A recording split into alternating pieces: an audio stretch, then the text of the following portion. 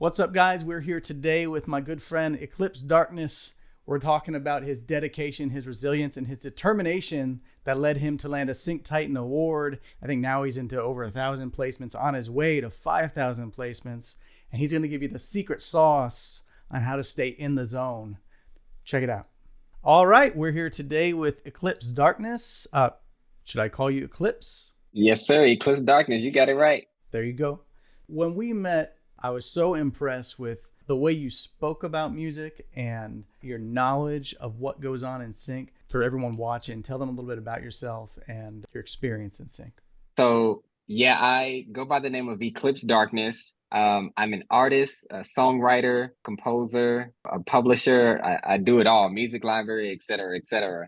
I first got into, I would say, the production music world about 5, 6 years ago now. Things just kind of took off from that first year, and I immediately knew this is, what I wanted to do. Yeah, man, I've just been crazy about production music ever since then, and I can't see me stopping no time soon. I've definitely made a name for myself on the vocal side for my high energy delivery and trailerized hip hop and just anything, hip hop, R&B, pop music for film and TV and video games. That's, pretty much Eclipse Darkness now. Everybody knows when it comes to games, trailers, high energy music, I'm your go-to guy.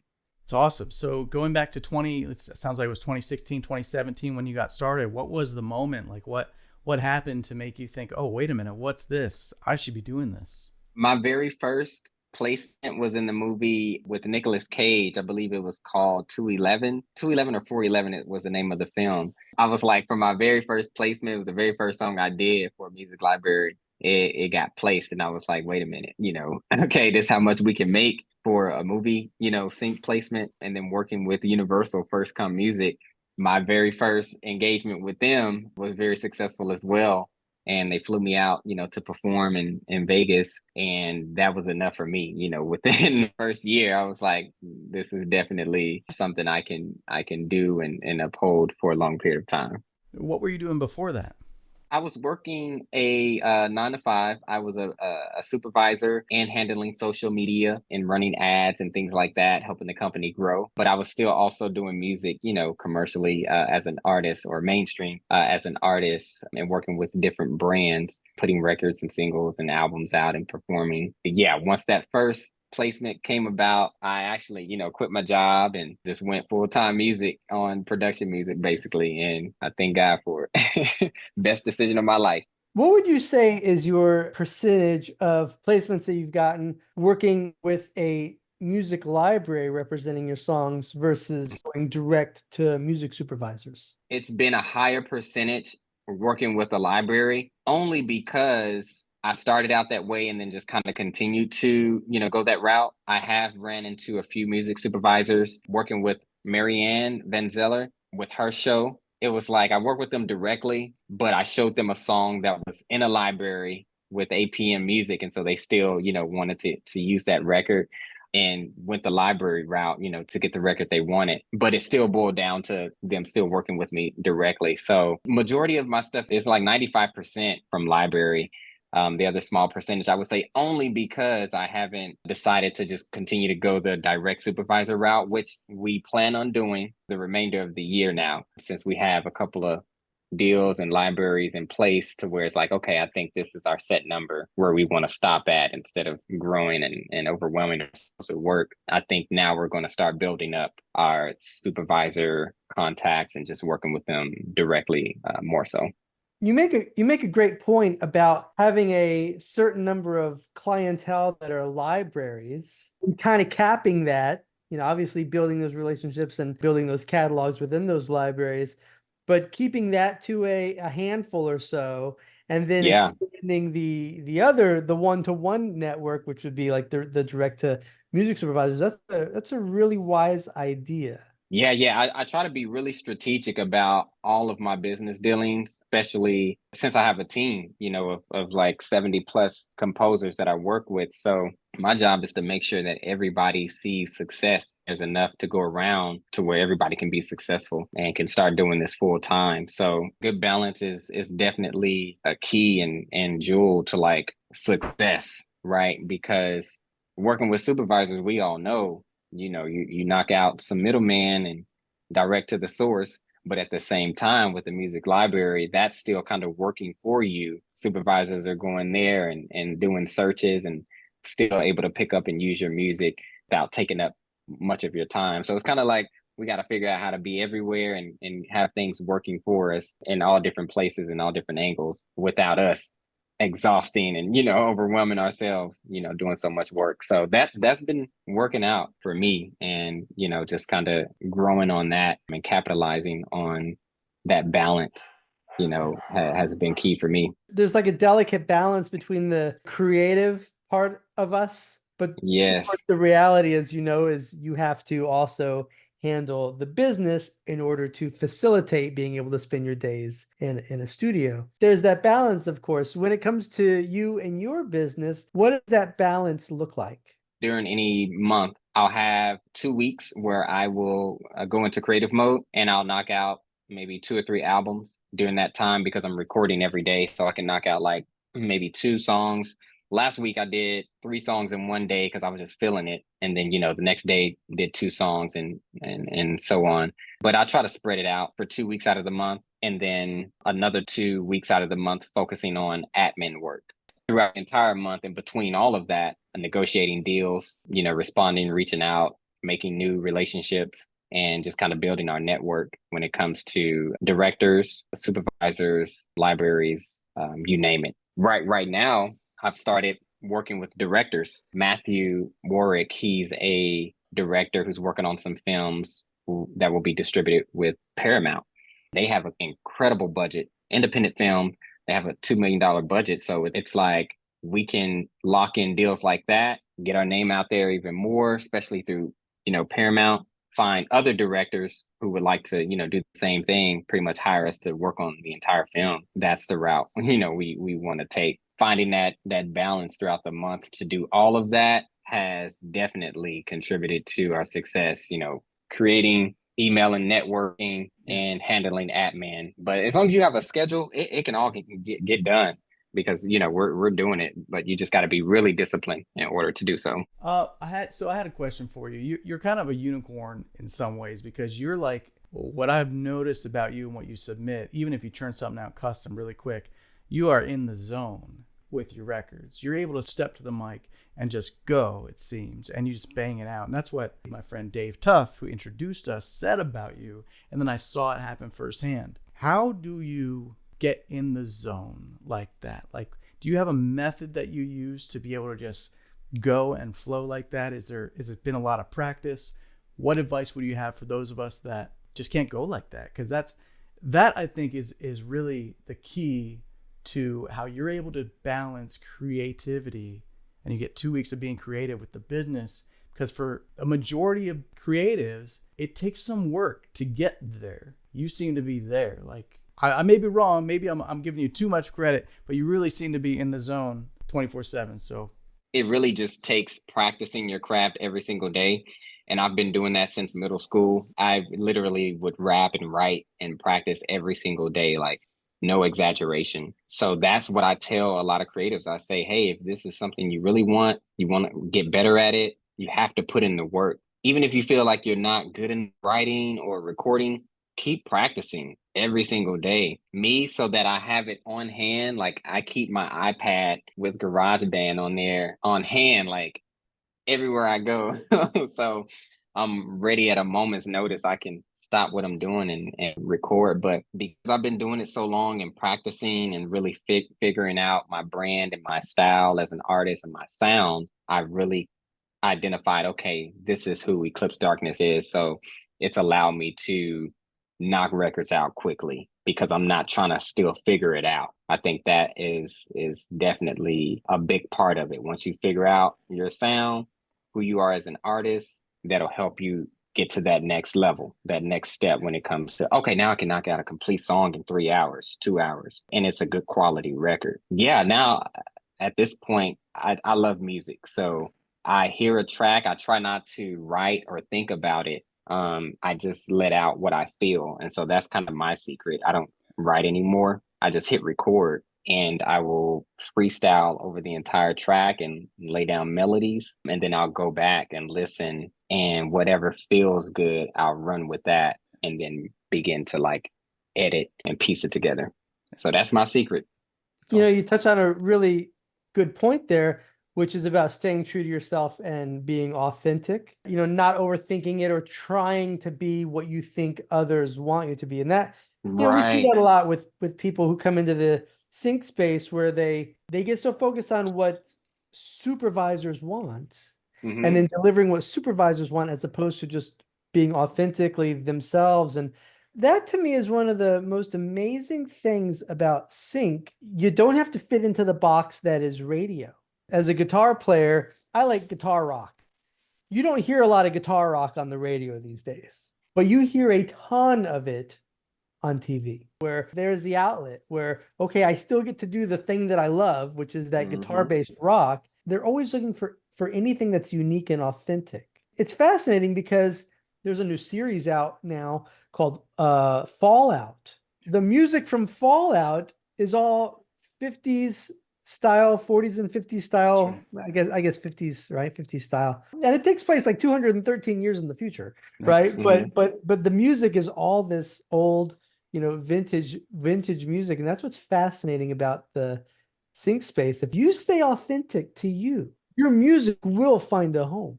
And it's distinctive too. Like people will know it's you. April 10th, the new show on Netflix, Unlocked, a jail experiment, dropped. They used my song, the first episode, 20-30 minutes into the show. And the track is playing, my vocals are going, there's no dialogue or anything, you know, over it. Then, you know, then they keep the track playing, then there's, you know, dialogue. Then the dialogue stops and the track comes back in again, you know, for a good period of time. So like when that happened, I was getting phone calls and people was like, yo, I hear you on the show, I hear you on TV. I'm like, what? What show is it? It was like, it just came out, Netflix. I was like, okay, what is it called? Unlocked. And so I check out the show and, you know, there was, you know, people recognize my voice and the sound, like you said, you know, if you stay authentic to you, it's going to find a home. And that's exactly what happened. People heard it and it went crazy. And our Shazams went up like crazy too in the streams everywhere. It went from 0 to 20,000 streams on Spotify and over 10,000 Shazams. Yeah, I tell people, hey, man, just create, get it in the right hands. It will happen for sure. The key phrase that you just said was get it in the right hands. Find the right representation, because I mean, to me, that's one of the most exciting things about Sync 2 is, you know, you don't have to be working your catalog every day. You can literally come home, turn on the TV, and boom, your song's in a new show or new commercial or something like that. You weren't doing anything. You were just in your studio continuing on with your life. You know, it's like there's so many libraries out here, so many companies, you know, doing the same thing, but is my music a good fit over here? Based on the looks that they're getting, the placements that they're getting, the clients that they have, you have to figure out, okay, hey, if I'm going to be working on this sound, that's all I like that music, have clients that cater to that. If I want to get with a trailer house, then maybe I should try to focus on getting my trailers over there, you know, et cetera, paying attention to the different genres. But it's a beautiful thing that you can, like you said, do whatever you want when it comes to production music, because I do EDM. People know me for hip hop and rap and R&B and whatnot. I've gotten a lot of placements with EDM and electronic music, things outside of my normal genre. And that's the beauty of it, you know, being able to do that and find a way to where it doesn't interfere with your brand or image mainstream if you are an artist as well. When you do that, do you use an artist pseudonym or pitching the stuff that's not on brand for you? This question comes up all the time. Like, what if I want to do this, but it's not true to myself as an artist? What's your approach to that? Yeah, so I used to, you'll notice on platforms, on DSPs, I have an Eclipse Darkness and I have a Gregory Covington. For all of my things outside of my normal genres, hip hop and whatnot, I would use Gregory Covington. But now I'll be honest and say I put everything under Eclipse Darkness because I've kind of gradually fed it to my fans so that they wouldn't be so like, oh, what is this? Where is this coming from? So over time, I kind of figured out a creative way to blend what I was doing as Gregory Covington with Eclipse Darkness. So now they know, okay, Eclipse Darkness is not just a rapper. He's an artist and he's off into production music. Pretty much went from music to film industry. So now I tell people I'm more so in the film industry, and the fans, respect that, and they get excited because they still get new releases. And then they get to share the excitement with the placements. So it's kind of like a family community now with a mix of everything. So they see it as just music now. Yeah, that was one of my strategies to figure out, okay, how can I just keep the attention on just one brand? And that's pretty much what I did. So we're also really excited to have you as part of the Sync Titan community. What's your experience been like inside of Sync Titan at Elite Music Coaching? Oh my God, it's been great. The networking has been unbelievable. Everybody's so friendly. Everybody's so open to collaborating and just lending a helping hand. When I first got in and made my introduction and shared with people who I was, they invited me in with welcoming arms, open arms. Luke, he's shown a lot of love. Me and him are gonna, work on some projects and stuff together, as well as several other individuals. So I'm like, okay, I'm excited about that. And then the opportunities that you guys have the other week, having Ghostwriter come in, I was like, oh wow, Ghostwriter, yeah, just connected with them. And so that let me know, okay, yeah, this is definitely the place to be. We're in the right place, being in this community, because a heavy hitter like Ghostwriter making the time to come through, that's a blessing. And we know what opportunities can come from that. And the listening sessions, those are always great. I submitted a track and, wanted to get some feedback, and having a community of others to give you feedback who are involved in production music and know what they're talking about always helps with getting a different ear and different opinion on ways to make your tracks better. Even the briefs coming through and having an opportunity to submit, not everybody can offer that opportunity. Being able to have that, not a few times, but it seems like every time I turn around, there's a new brief to submit, an opportunity for placements. I think that's unbelievable. I'm definitely all the way tapped in. I'm not going anywhere no time soon, because it's a huge asset being involved with you guys. So I appreciate y'all and thank y'all so much for the opportunity, for sure. Thank you, Eclipse. We love having you. You also just won an award, right? You just won this new award. What's Yes, that about? sir. Hey, let me pull this thing out, man. Hold on, man. This plaque right here, man. This Awesome. was my very, very first plaque. I have others, but I just haven't been excited to like okay, iTunes, or that's cool. Think it's the new big thing now. That was years ago. I cared about charting iTunes, Billboard, but I'm like, nah, placements is where it's at. I shared this on social media and people went crazy. I don't know if y'all can see it well. People went crazy. I shared it on social media and they were like, oh my God. I was like, yeah, you join Elite Music and then you can get one of these and you start getting placements. You can definitely get one like I can. It's definitely motivation for me. I have it hanging up right over my work desk every day. I take a look at it, and that's motivation for me. Every time I knock out a track, it's like, hey, let me 5x, let me 10x that number. That's where I'm looking. My next milestone, I'm trying to get to 5,000. Hopefully it don't take too long with the way we're over here cooking up these records. I definitely think we can definitely do it, for sure, for sure.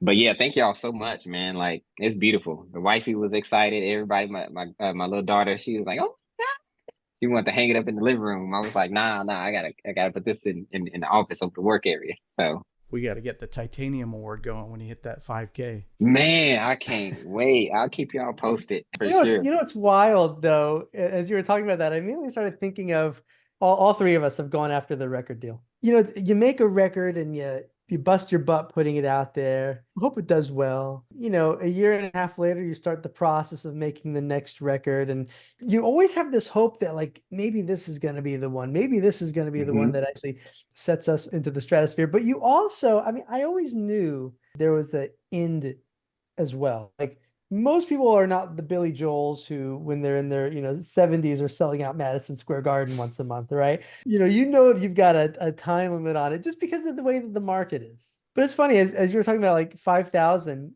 I immediately thought, yeah, we're all on the path to 5,000 because the sync world is getting bigger and bigger and bigger. There's more and more opportunities that 5,000 is the next number. But that's the thing where it's like that doesn't end. Right. We could be 60 years old and on to 15,000. And it's still going to be there because it's all about the music and it's not about all the other political BS. How exciting is that? It just occurred to me as you were talking about that. That's just yet another exciting element that's a part of this business that it Yeah. doesn't end. It doesn't. It doesn't. And I'm like, man, I don't want it to end. Like I love it with a passion. Like this has been my newfound passion. The past 6 years, I've been so passionate about production music. Already passionate about music, but production music on top of that, it's a challenge too. You know, you say you don't know what you want to write about. You know, some artists may have writer's block or whatever. But with production music, you get briefs. You know, you have direction. You know, of course, you can put your own sauce on it and be creative, but at least you have a start. You know, some sort of direction to get you going. That's what I love about it. You know, thinking about what's coming up next. What's the next movie? What are they working on? You know, in the next 7 months, 8 months. Let's make some stuff we can pitch for that. You know, even though it may not be here yet, but we know they're working on it. Let's create something for it. You know, shoot our shot when the time comes. Man, that is you shared so many amazing nuggets with us today. So I just want to thank you for coming in and talking to us and sharing your knowledge with others who are viewing this. And also just want to thank you for being a active member of the Sync Titan community and congratulate you Yes, on the sir. Sync Titan Award. Thank you. Thank you so much. Appreciate you guys having me, man. It's been an honor for sure. If you would like to join a thriving community of elite sync professionals dedicated to ensuring each other's success in sync licensing, then Elite Music Coaching invites you to join Sync Titan. That's right. And inside this community, you're going to have opportunities to connect directly with sync professionals like music supervisors, sync agents, and music library reps in our monthly virtual meetup and networking events. You're going to be able to get coaching directly from Jody and myself. We have listening sessions. And we also have meetups where you can connect with other collaborators all throughout the world. Also, we post opportunities for you to submit your music to films, TV shows, trailers, commercials, video games, podcasts, web series, and more. As a Sync Titan member, you're also eligible to receive a Sync Titan Award. So make sure to click the link below or above or to the side or wherever it is on this channel so that you can learn more about Sync Titan and how you can become a valued member of this community.